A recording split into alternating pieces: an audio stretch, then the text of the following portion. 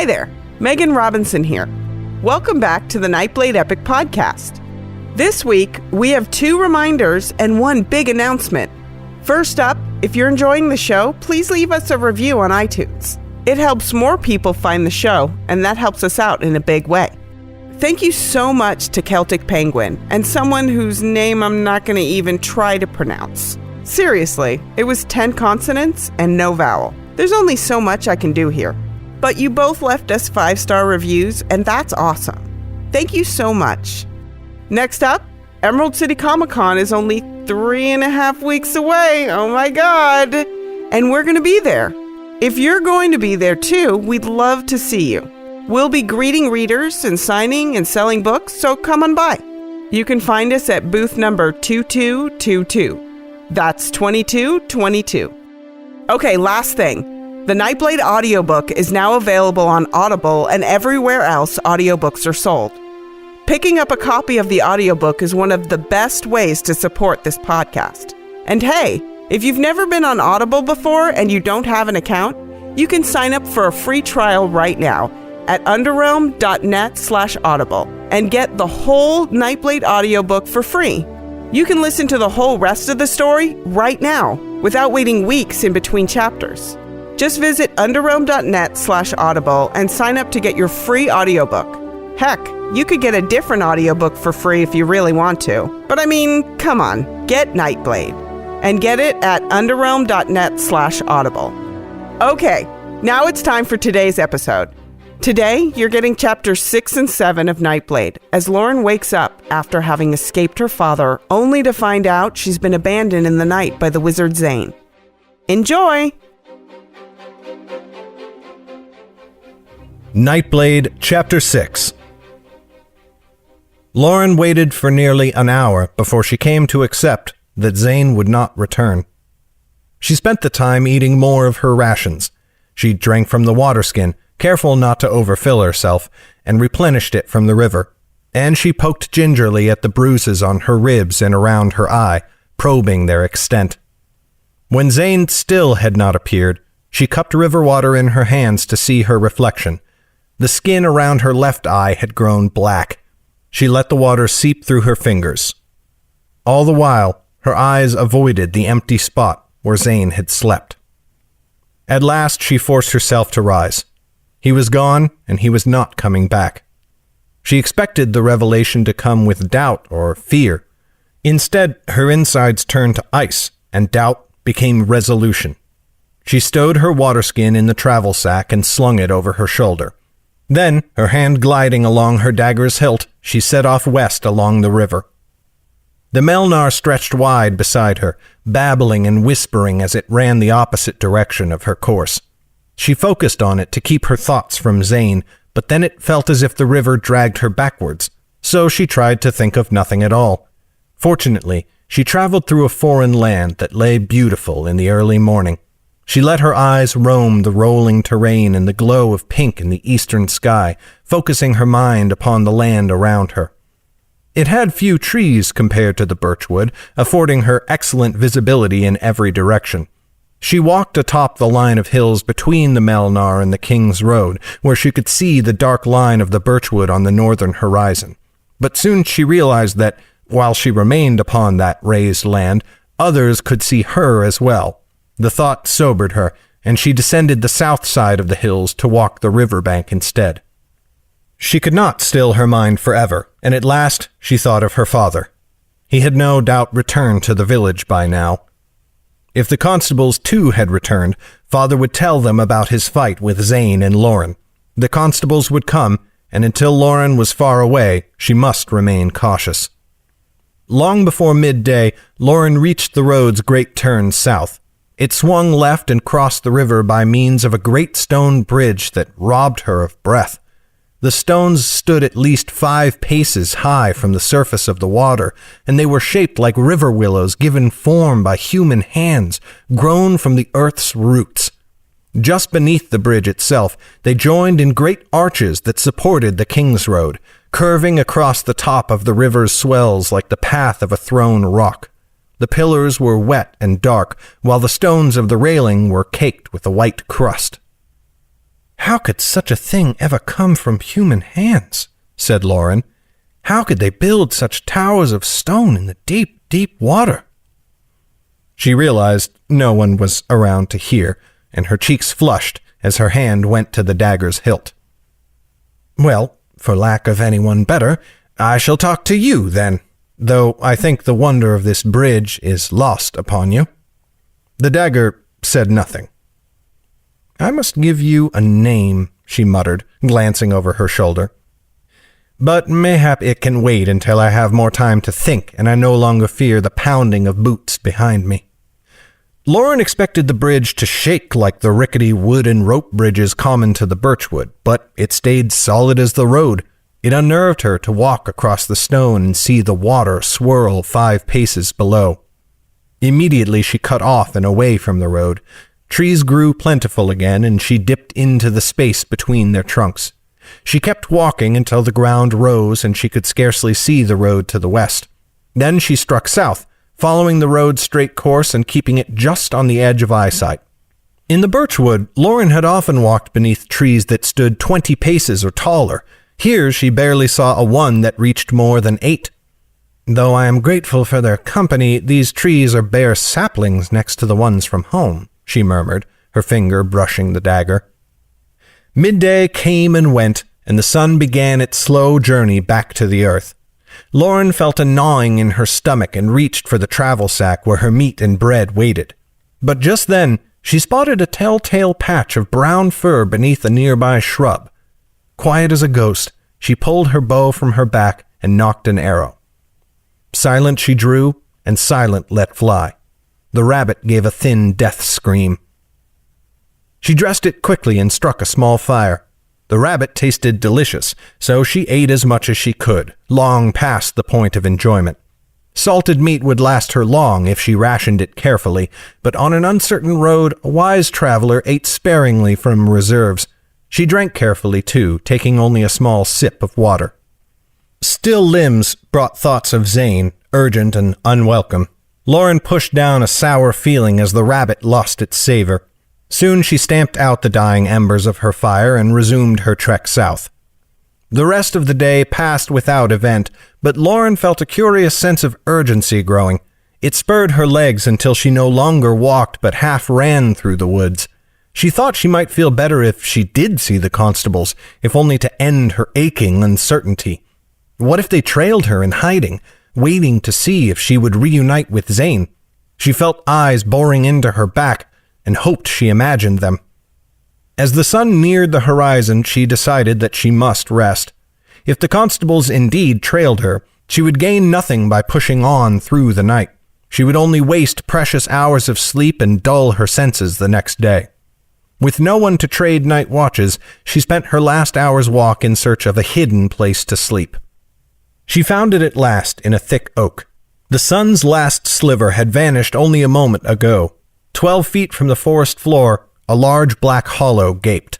She hooked arms and legs around the trunk and shimmied up to poke a cautious eye above the last branch. The hollow lay empty. Climbing atop the branch, she inspected the hollow more closely.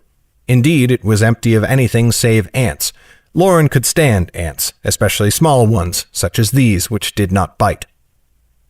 By running her legs along the thick branch, she could lean into the heart of the tree and rest. She wished for a rope to tie herself in, but she could not conjure one up now. Her arms she wedged against the hollow to better hold herself in place. As soon as she stilled, Lauren's mind leaped to Zane despite herself. She feared her thoughts might keep her from a restful sleep, but moon's light pierced the leafy canopy to fall upon her outstretched legs, and her sight grew hazy upon the cool silver glow. Weariness soon claimed her. She woke in the morning to a stiff back, though less so than she had feared. Sliding gently from the hollow, she climbed hand over foot down the oak's branches. She felt no hunger, but her urine smelled. That made her drink more water than she would have liked. She could not drink so much every day, but neither could she afford to grow too dry upon the road. Water loss could creep upon the unwary traveler, leaving them weak. Her thirst sated, she decided to visit the road before traveling on. A quick glance only to see what could be seen. She reached the road at the crest of a hill and hunched low as she walked out onto it, scanning the land in all directions. But her eyes found no travelers on either foot or horseback. With a small sigh of relief, Lauren palmed the dagger's hilt. "Luck is with us still," she muttered. As if in answer to her words, a small smudge appeared to the north. It grew larger as she watched, unable to move. Soon she dropped to her stomach in the dirt, for she could see what raised the cloud of dust. 2 men on horseback, riding south, hard and fast, along the road. Nightblade Chapter 7. Lauren scuttled for the trees, keeping as low as she could. The forest enveloped her like an old friend, and she felt safer the moment she came beneath its shadow. She plunged farther into the brush that covered the forest floor. But as soon as she lost sight of the road, Lauren paused.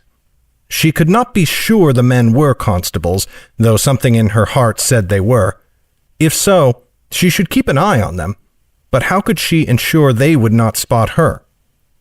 Just south of where she stood, the land rose steeply to form a low ridge that ran alongside the road for what looked like many miles. Lauren made her choice and ran for the rise. The trees grew thinner as soon as the ground climbed, forcing her to dart from cover to cover. Finally, she stood atop the ridge, a large cave at her back descending into the earth. She stepped behind the trunk of a tree and then poked an eye around it to look north. The men had drawn near. They drove their horses hard, and the beast's flanks were streaked with white. They would pass her in a little while. She need only hide and wait. Once they left her behind, her journey to Cabris would be made in safety. Lauren slid her hand along the dagger's hilt. "A good scare, certainly, but nothing to worry about. We are safe." She moved back behind the tree and slid down against its trunk, and her heart nearly stopped. The ground quivered under the impact of heavy feet. Not 3 yards away, a bear emerged from the mouth of the cave. Its nose twitched as it snuffled the air, tiny eyes fixed on Lauren. Black fur stuck out in great bristles as its hackles rose. 2 cubs cowered behind their mother's hind legs, looking at Lauren with equal parts curiosity and fear. Her throat went dry as she slowly stood. Her hand slid to the dagger, but she dismissed it. A fool's hope, she thought. The dagger would serve no better against the bear than would her fingernails. But the birchwood held many bears, and Lauren knew what to do. It would mean exposing herself to the road again, but that seemed preferable to serving as the bear's supper. She sidestepped away from the tree and took several steps backwards.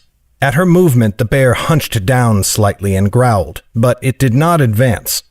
Slowly, Lauren backed down the slope, never taking her eyes from the beast. Another step. Another. If she could only get far enough, she could run without the bear giving chase. On the next step, her foot caught on a rock. The slope worked against her, and she nearly crashed to the ground. The sudden movement startled the bear, and it took 2 great steps forwards with a roar.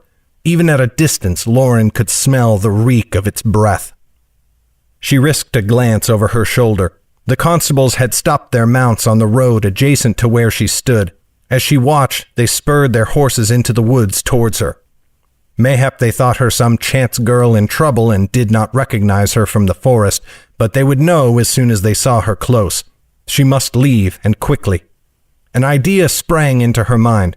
She stomped the ground as hard as she could, throwing her hands into the air and bellowing an angry roar.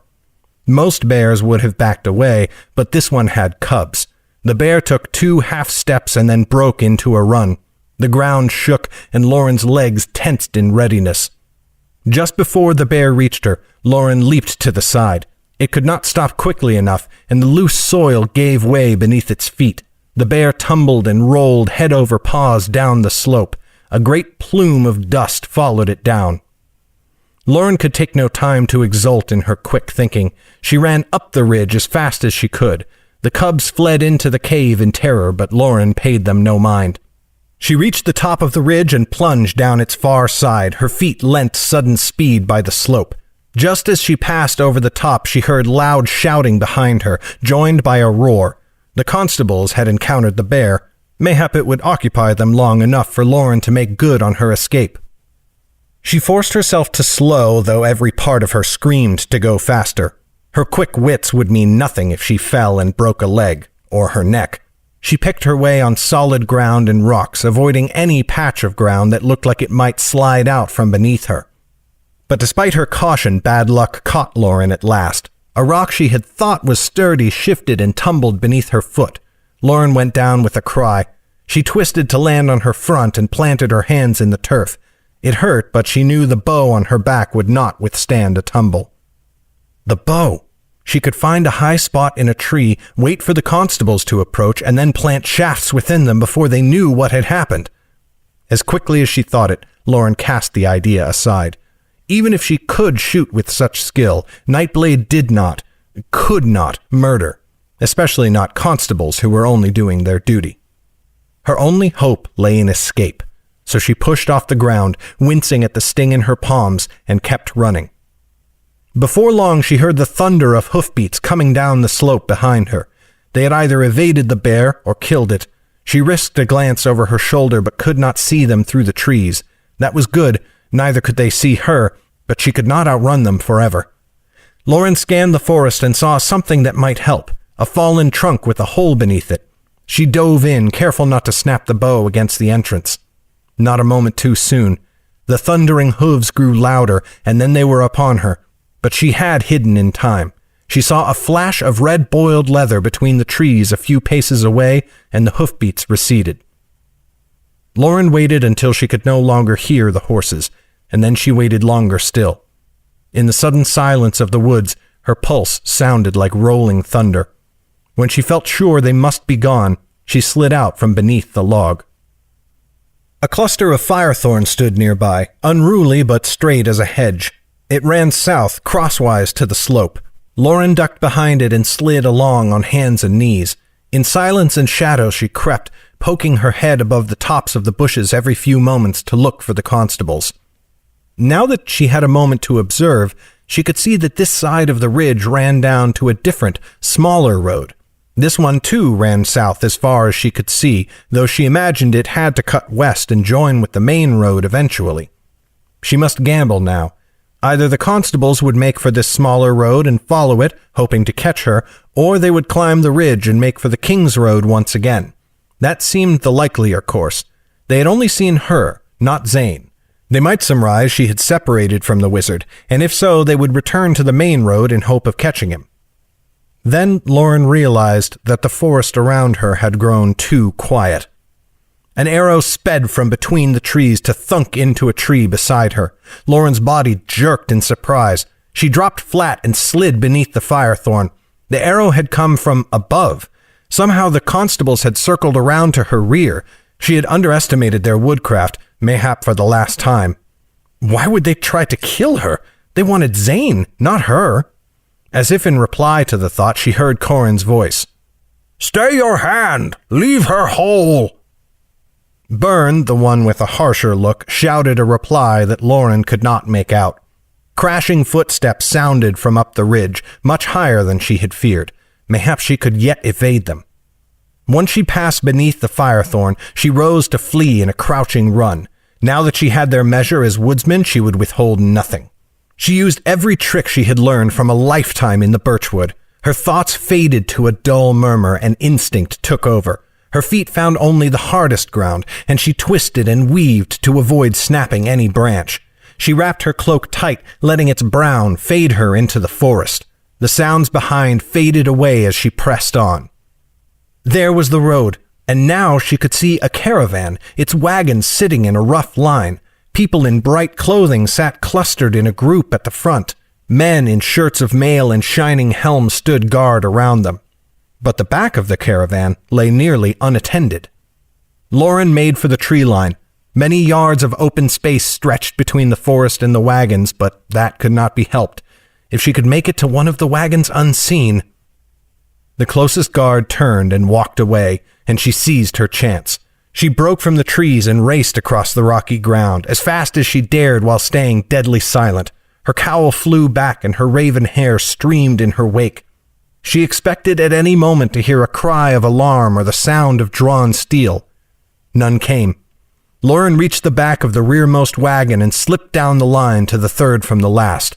Still no one, guards or constables, was in sight. Without a sound, she leaped up and over the wagon's edge into the waiting shadows.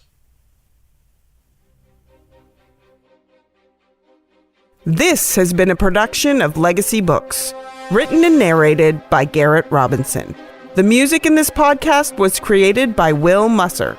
Check out his incredible work at willmusser.com. That's WILLMUSSER.com. Today's letter is D. Thank you for listening. Bye-bye.